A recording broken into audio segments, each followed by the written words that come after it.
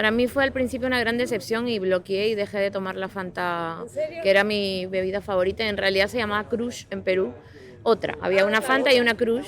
Entonces yo entre la Fanta y la Crush elegía siempre la Crush. Luego la Crush creo que desapareció. Ya en España he vuelto a tomar Fanta ahora último y ahora me encanta la Fanta de España. Pero bueno, estoy esperando tomarme mi Fanta aquí tóxica que le llaman ahí. Es un poco radioactiva. Ajá. Es radioactiva. Eso. En Perú también, ¿no? Esa es la palabra, radioactiva. Sí, no, de hecho yo a veces me voy a los latinos, a las tienditas latinas en Madrid y a veces, que a veces la manejan los chinos y me pido mi Fanta radioactiva. La Fanta radioactiva es la incógnita por la nostalgia de algo tan lamentable, ¿no? Como por ejemplo la dictadura. Como por ejemplo.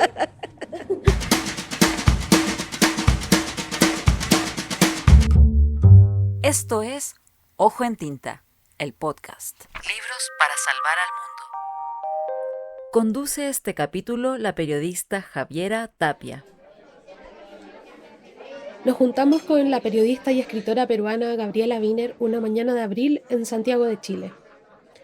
Quedamos en la azotea del hotel en el que se hospedaba, pero por el ruido de algunas máquinas que podían afectar esta grabación, le propuse movernos hasta el siempre apacible café del patio del Museo de Artes Visuales, donde además podíamos hacer 3 cosas que, sospecho, a ambas nos gustan mucho: conversar, fumar cigarros y tomar bebidas. Pero ese día, ya sentadas y dispuestas, sucedió algo que en principio sentí como una traición de un lugar que creí conocer mucho. Más de 20 estudiantes llegaron con ánimos de celebración. Estaban felices. Se sentaron al lado nuestro, y allí, con ese telón de fondo, encontré una cuarta cosa que creo también nos gusta a ambas: la fiesta, el espíritu de comunidad y todo el hedonismo que es posible encontrar en una ciudad como Santiago en un día de semana a la mañana. Las risas nos acompañaron todo el tiempo. Gabriela, autora de libros como Sexografías, 9 lunas, Llamada perdida y Dicen de mí, siempre con un pie en la experiencia personal, otro en el periodismo y ambos en la literatura, está en Chile con Guaco Retrato, su último trabajo. Una novela en la que explora a partir de su experiencia personal e historia familiar las heridas históricas, personales y siempre colectivas, atravesadas por el patriarcado y el colonialismo. El día anterior a nuestro encuentro lo presentó en el Museo Precolombino, pero esta no fue la primera vez que un espacio como aquel escuchó sus palabras. Lo presenté en el Museo Etnográfico de Bolonia y además me encontré nada menos que con una exposición del oro del Perú. Fue un poco una encerrona porque la verdad que ese día o el día antes me enteré de que era así, entonces inmediatamente antes averigüé quién estaba curando y si ese oro iba a volver al Perú, era muy importante. Y sí, era una muestra curada por una directora del Museo Larco de Perú, que es un museo sí de colección. Hablé con ella un poco, ¿no? Entré a la muestra. Bueno, la muestra estaba hecha para Europa, evidentemente, pero era una muestra que contaba un poco la cultura mochica, que es de hecho uno de los temas de mi libro. Está por ahí porque los guacos retratos son una expresión artística de la cultura preinca mochica. Y estaba bastante bien contado, la relación con lo hídrico, con todo el sistema agrícola que había en esa época ya muy avanzado. Eso estaba contado, pero claro, la luz, la iluminación, todo era de estas exposiciones de espectaculares, ¿no? De colores así alucinantes, la música milenarista, y luego había una sala, ¿no? En la que habían sillas de estas de realidad aumentada con esas gafas así 4G, 5G, y era Machu Picchu, era sobrevolar Machu Picchu. Dime tú qué tiene que ver con los moches, pero bueno. El Inca Pachacútec hablaba, solo podías poner o italiano o inglés. Así que bueno, puse italiano, pues, porque ya era demasiado ridículo que fuera que Pachacútec me hablara en inglés, ¿no? ¿Cómo hay esa urgencia de descolonizar los museos hasta ese punto, ¿no? De hecho, ese día en el museo había una persona del Cervantes, la directora del Instituto Cervantes de Bolonia, estaba una escritora, periodista de origen pakistaní, y yo, y claro, yo lo único que se me ocurrió decir, bueno, es que, bueno, qué interesante, ¿no? Este momento en que estamos, que estamos todos los actores del conflicto aquí, ¿no? Está España, está el oro, el Perú, ¿no? Está el Huaco. Lo de colonial o anticolonial son conceptos con los que las mujeres nacidas al sur del continente americano durante la segunda mitad del siglo XX no crecimos de forma cercana. Muy por el contrario, nuestros sistemas sociales, económicos y políticos siguen siendo profundamente racistas no solo con el extranjero, sino también con quienes habitaban estos territorios antes de la colonización de América. La manera más frecuente de llegar a ver estos conceptos escritos en algún lugar fue, y hasta cierto punto sigue siendo, algún tipo de cercanía con la academia. Hablamos de esto con Gabriela, sobre la lejanía en la articulación de esos discursos que al mismo tiempo nos cruzan la vida completa desde el nacimiento, y cómo afortunadamente podemos llegar a ellos ya no en el mejor caso endeudándonos por estudiar algo, sino a través de las redes de amigas y de compañeras. Yo siempre tenía un problema grave basado en el trauma con la academia, con lo teórico y con los conceptos que siento que alejan muchas veces la verdadera idea de la práctica, de la verdadera práctica también, ¿no? Si hay algo verdadero. Yo estudié en universidad, estudié literatura, y por ejemplo me fui al periodismo, ¿no? Encontré ahí una realidad mucho más palpable para la escritura. De hecho, los primeros libros míos son libros escritos desde ese lugar, ¿no? Desde el cuerpo, desde géneros que son más bien híbridos, no ficcionales, aunque Boca Retrato ya es una novela, pero siempre mi manera de escapar y de salir de esa especie de corseo, de asfixia de lo académico, a lo que nunca llego, a lo que nunca alcanzo, porque no me aprendo todo lo que tengo que aprenderme, porque no tengo todos los referentes, o si los tengo ya me los olvidé y la otra mitad no me acuerdo en el momento, y el Alzheimer, y también la vagancia, no la pereza, y sobre todo una especie de urticaria y antipatía por... Voy a abrir mi Coca-Cola, ya que hemos empezado con ese tema, que continúe. La Coca-Cola colonizadora, no, la Coca-Cola anticolonial de Chile, que no sabe a la Coca-Cola gringa. Bueno. Ya, y lo primero era la antipatía total que tengo por la gente que presume de lo que sabe.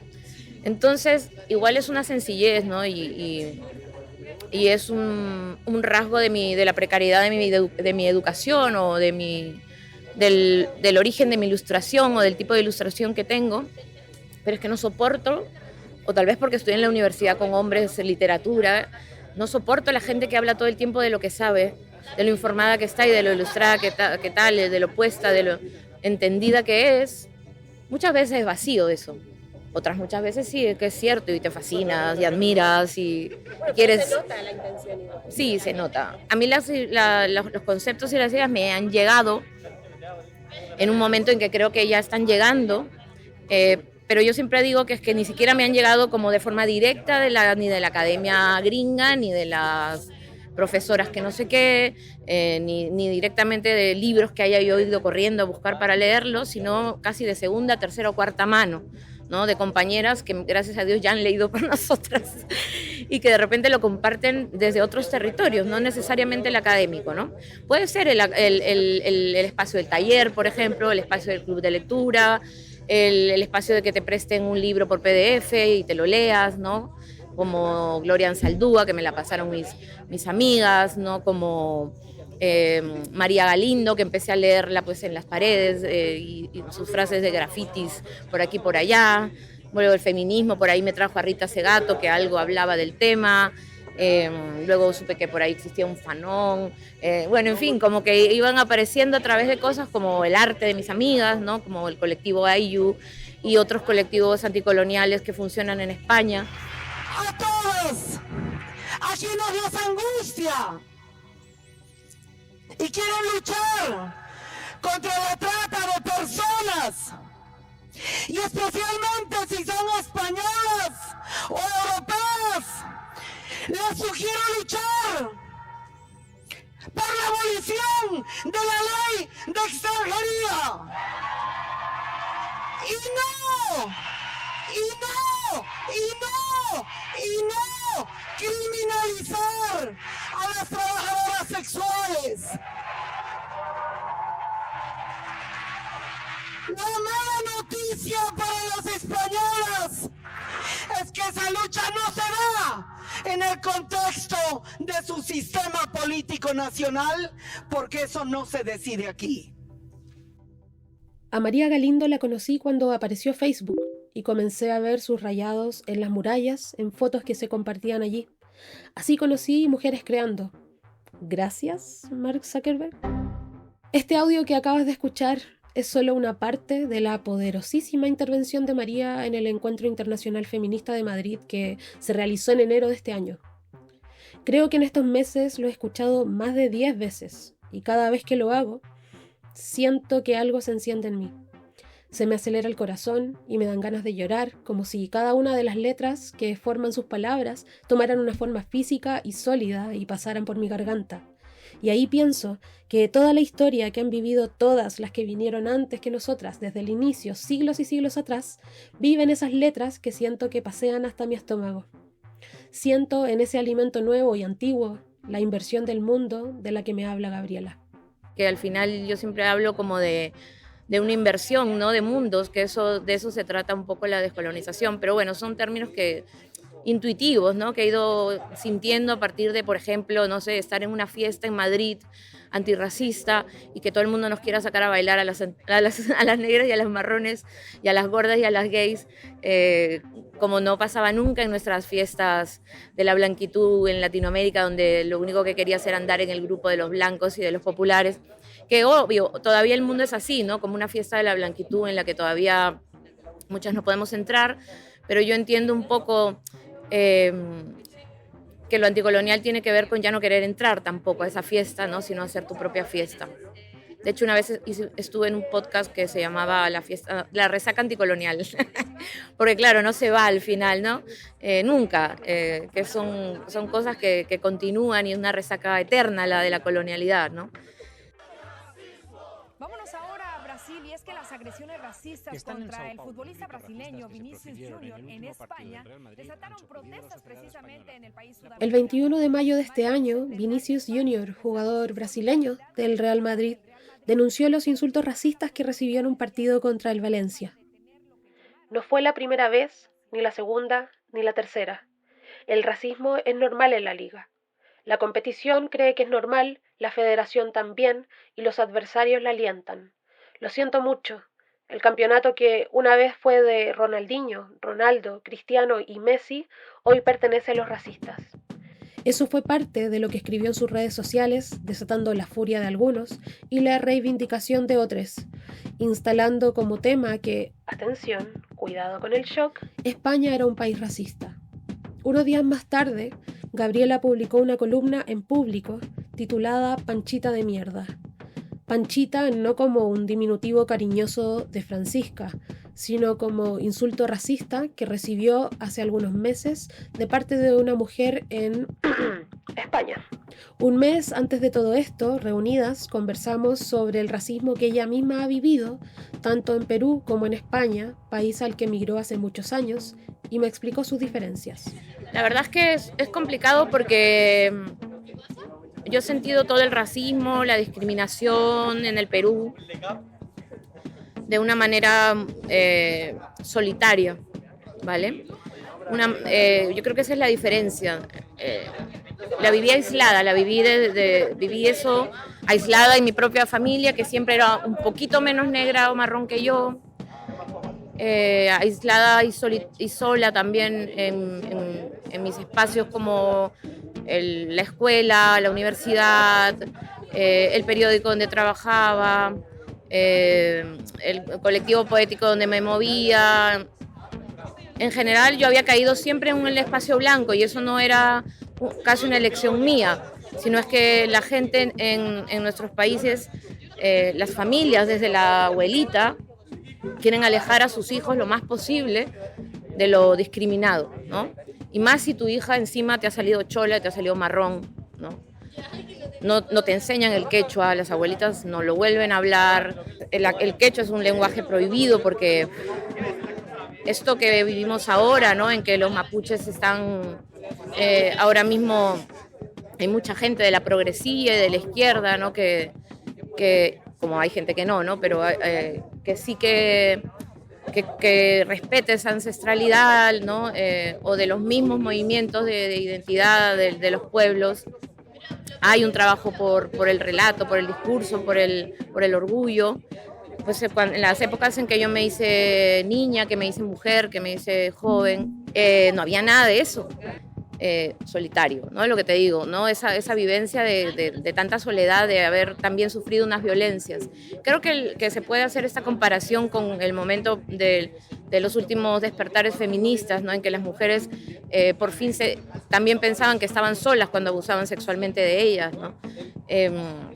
Que ellas habían contribuido a ser violadas, bueno, todas estas ideas antes de socializar el asunto.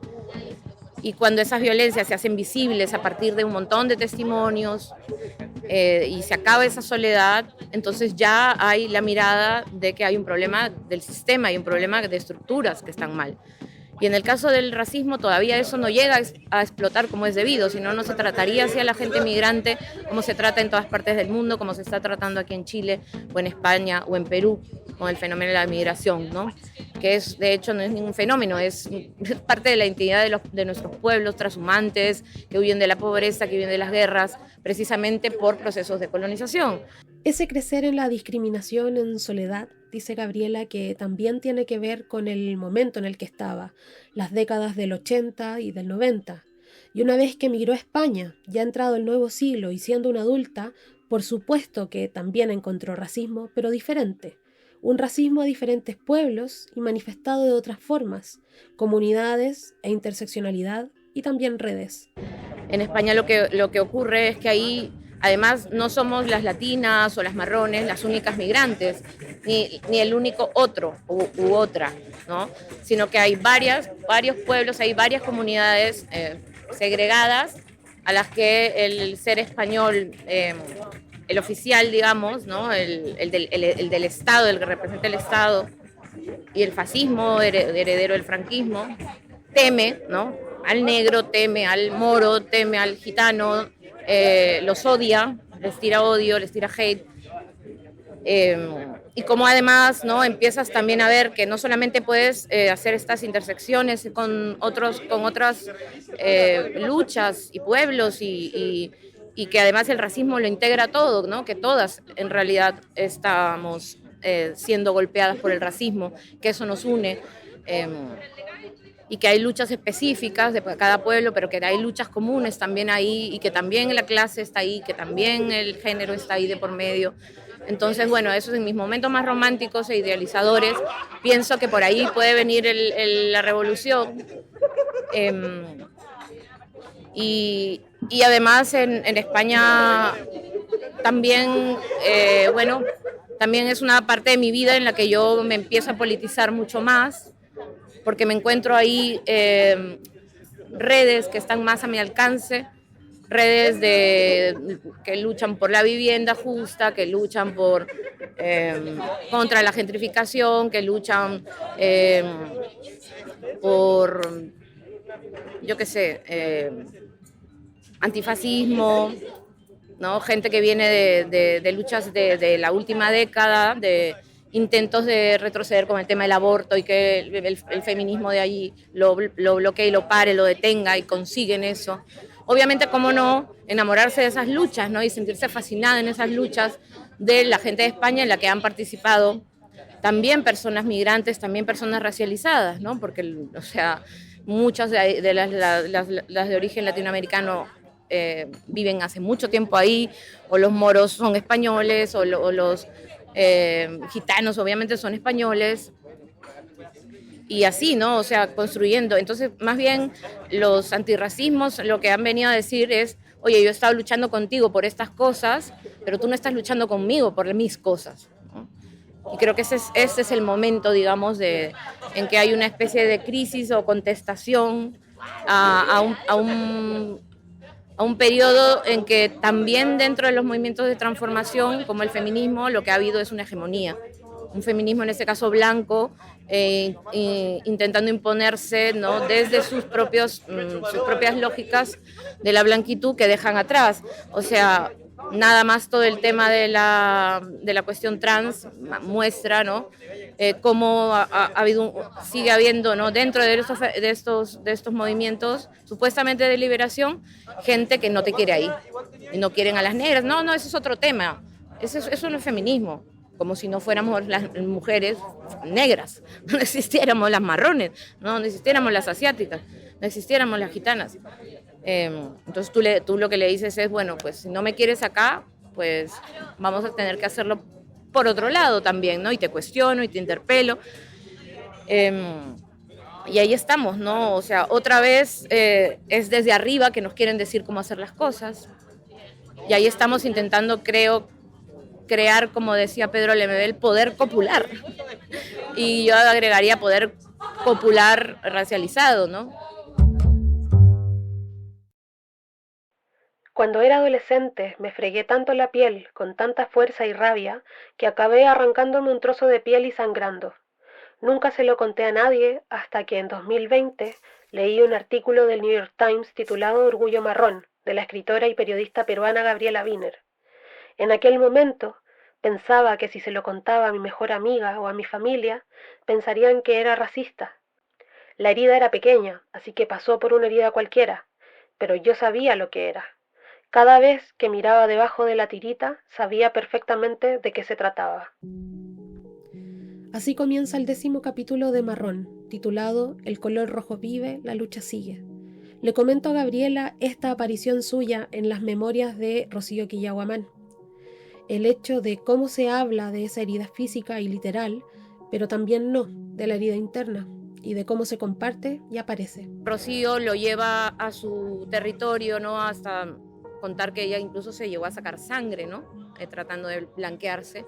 Y es una metáfora que ni siquiera ya es metáfora, ¿no? Sino es que es pura y cruda realidad que lleva a otro nivel de sentido mayor, enorme, que es el tema que refleja también, y es gráfico, totalmente gráfico, como es ella una persona gráfica, es una ilustradora. Es gráfico del proceso terrible y difícil que es intentar blanquearse en un mundo que valora por encima a los blancos, ¿no? Que ha hecho una supremacía de color, que ha hecho donde hay unas pieles y unos cuerpos y unos colores que importan y otros que no, o importan sobre otros, ¿no?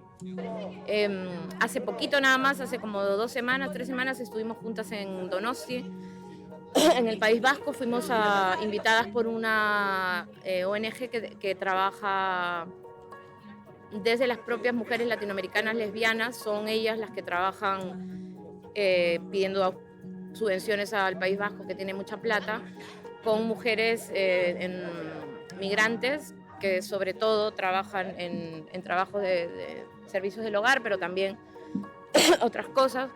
Fue muy bonito porque Rocío y yo tenemos 2 tipos de migraciones muy distintas, pero igual seguimos siendo como hermanita mayor o hermanita menor también, ¿no? O podría ser su madre probablemente, pero bueno. No, hermana mayor, hermana menor, dejémoslo ahí. Y entonces yo migro, yo tengo una migración económica, yo migro por un trabajo, yo migro para convertirme en escritora, quizá por una migración también romántica, desde mi clase media, pero con mis estudios y ya adulta, con 28 años. Y ella migra con su madre, que viven en el cerro, ¿no? En su hogar limeño pobre, que su madre quiere alejarlas completamente de la inseguridad, de la pobreza, y por eso viaja a España con ese objetivo, como tu madre ya decidiendo tu migración, ¿no? Ella no la decide, ella no decide ese blanqueamiento que quiere meterle a su mamá con todo el amor del mundo, por supuesto, ¿no? Y ella migra a los 10 años, y que es preciosa también su imagen de su primer día en España, ¿no? De su llegada al aeropuerto en la que... Pasé por el detector de metales, todo en orden. Iba a recoger mis cosas cuando vi que los revisores miraban el Winnie the Pooh y comentaban algo que no pude oír. Cogí mi maleta, ellos cogieron mi peluche. Mi hermana estaba pasando por el detector cuando me di cuenta de que uno de los revisores había sacado un objeto punzante. Vamos a llamarlo así, objeto punzante. No era un cuchillo, tampoco una navaja. Era muy sofisticado, pero estaba claro que tenía la misma función que un cuchillo o una navaja. Cogió el Winnie the Pooh con mucha destreza. Seguramente lo habría llevado mucho mejor que yo todo el viaje. Además, parecía tener bastante maña con los peluches, pero estaba claro que no les tenía ningún cariño porque comenzó a clavarle el objeto punzante en el cuello, en la barriga, en las piernas, en los brazos, dentro de las orejas, en los ojos, otra vez en el cuello. Hurgó de nuevo por el ojo, de nuevo por las orejas. Había algodón por todas partes, era una masacre. Revisó por dentro del ojo y de la barriga de nuevo, una última vez. Cuando acabó de destripar mi peluche, me lo devolvió. No había ni una pizca de vergüenza o arrepentimiento en su cara. No hizo nada por hacerme saber que sentía mucho haber asesinado mi peluche delante de mí, de que le sabía mal, aunque fuese su trabajo. Tenía la mirada limpia, como si no hubiera hecho nada malo. Le devolvió un peluche hecho trizas a una niña pequeña que iba con coletas y tenía los mofletes a punto de reventar, y no mostró ninguna lástima. ¿Cuántos peluches había destrozado ya para tener tal serenidad después de hacer aquello? Página 16 y 17 de Marrón, de Rocío Quillaguamán, editado por Blacky Books. Hazle eso a un niño blanco, ¿no?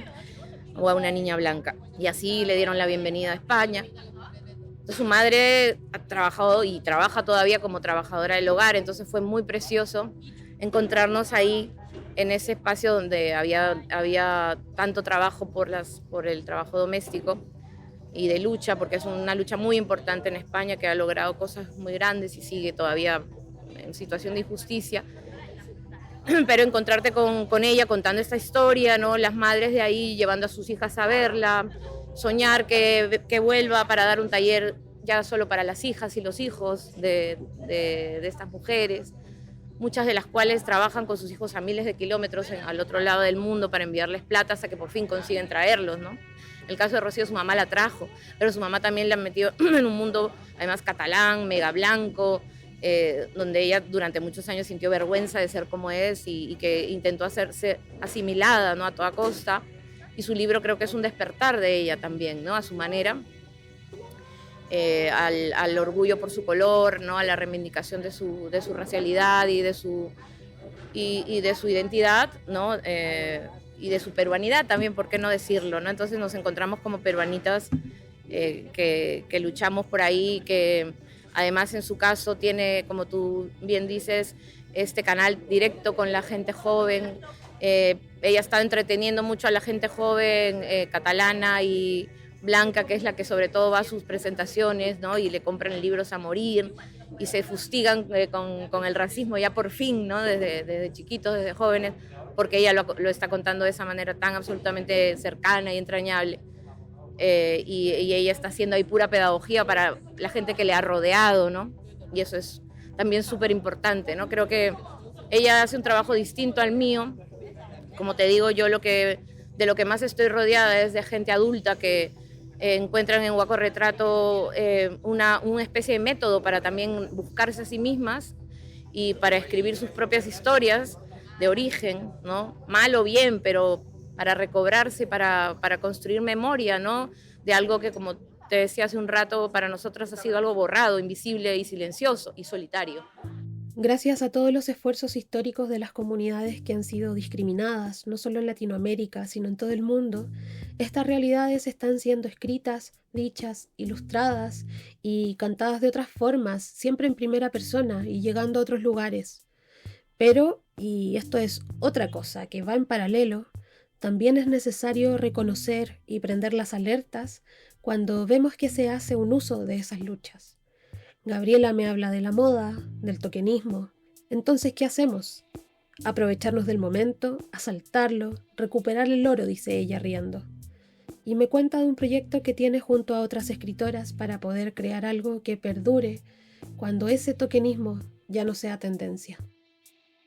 El capitalismo en 2 años se va a olvidar de nosotras, de nosotres y de las negras, de las marrones otra vez, porque así es, y lo convierten en una camiseta de Black Lives Matter. O sea, lo que queremos es ahora mismo aprovechar este gran momento, sobre todo para crear estructuras que nos hagan resistir juntas, sobre todo para dejar de depender de todos los espacios blancos, de todas las revistas blancas, de todas las librerías blancas, de todas las empresas periodísticas blancas, de empresas de podcast, universidades, facultades, etcétera, y poder construir, poder copular en los márgenes, si es así.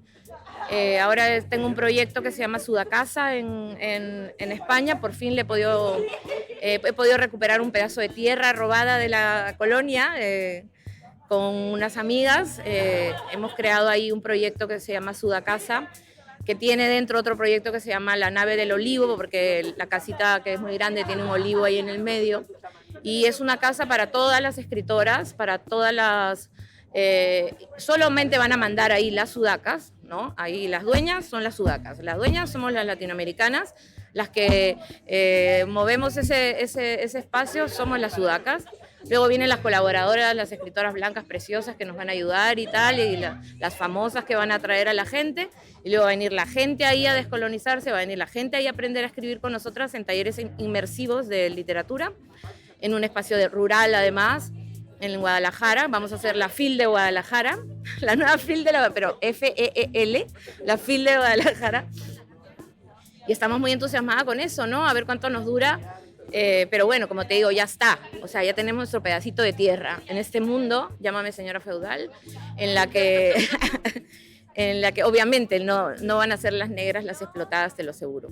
Te vienes, te vienes. Van a haber becas, estamos ya buscando subvenciones. Mi socia mis socias principales son María Fernanda Ampuero, la escritora ecuatoriana, Claudia Pablaza, de La Mujer Rota, porque además somos un grupo de editoriales también. Esto no es Berlín, la editorial, La Mujer Rota y Las Limoneras, y estamos todas aliadas ahí porque ya basta de extractivismo. Es que ya basta de extractivismo del editorial también, ¿sabes? Que las editoriales españolas lo único que hacen es leen el Mercurio, leen el suplemento Ñ o lo que sea, y ¡ay, mira qué buena autora esta, chilena!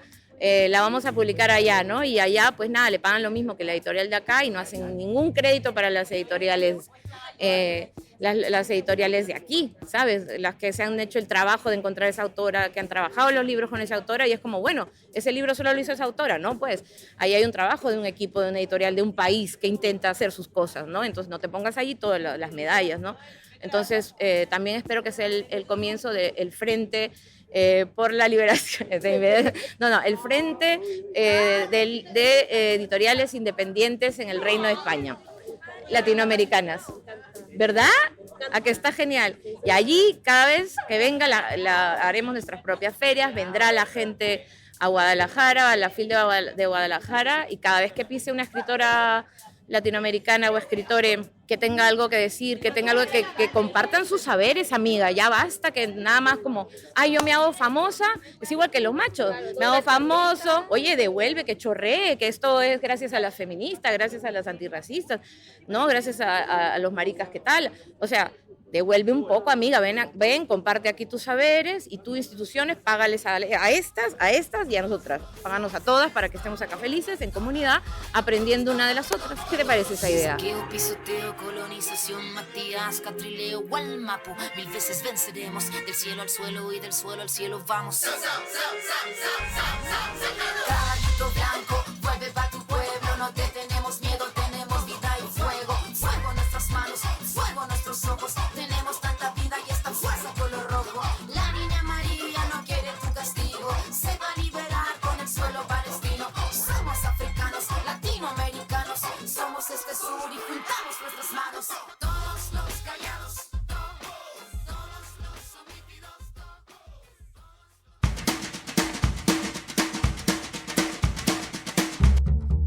Esto fue Ojo en Tinta.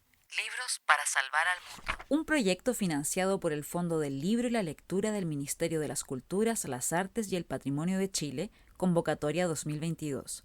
Puedes encontrar todos los capítulos en Spotify, en YouTube y en www.ojoentinta.com. Sigue a Ojo en Tinta en Facebook, Twitter e Instagram y cuéntanos de tus lecturas para salvar el mundo.